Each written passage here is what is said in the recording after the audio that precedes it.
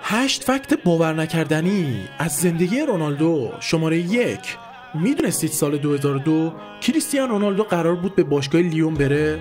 اسپورتینگ لیسبون به لیون پیشنهاد داد که در ازای انتقال تونی وایرلس، رونالدو 17 ساله رو به عنوان بخشی از قرارداد به لیون بفرسته، اما لیون این پیشنهاد رو قبول نکرد و فقط پول نقد میخواست.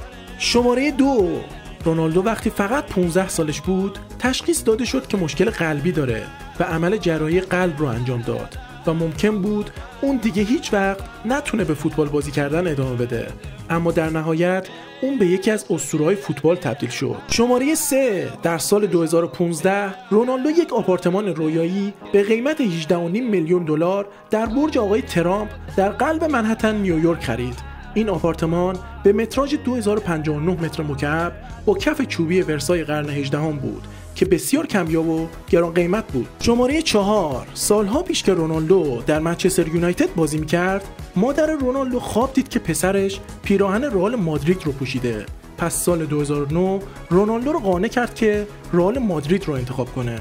با توجه به موفقیتش در رئال مادرید نتیجه میگیریم که همیشه به حرف مادرتون گوش بدید. شماره 5. سال 2015 آشپز تیم ملی پرتغال نام غذای مورد علاقه رونالدو رو فاش کرد. اون گفت محبوب ترین غذای رونالدو سوپ سبزیجات و شراب پرتغالیه. شماره 6. رونالدو عاشق قمار و بازی پوکره، به خاطر همین در اوقات فراغتش همیشه این کار رو انجام میده. شماره 7. رونالدو در نوجوانی طرفدار لوئیس فیگو و روی کاستا از باشگاه بنفیکا بود. شاید رونالدو مخفیانه عاشق بارسلونا و بنفیکا بوده باشه، کی میدونه. شماره 8. دوستای رونالدو در نوجوانی هیچ اعتقادی بهش نداشتن.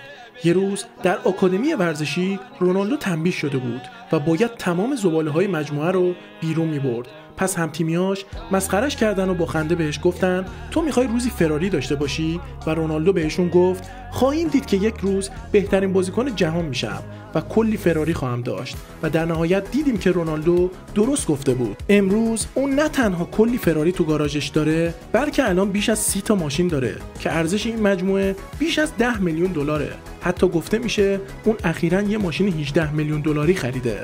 کدوم یک از این حقایق بیشتر متعجبتون کرد؟ همچنین خیلی ممنون میشم که این ویدیو رو لایک کنید و نظرتون رو بنویسید.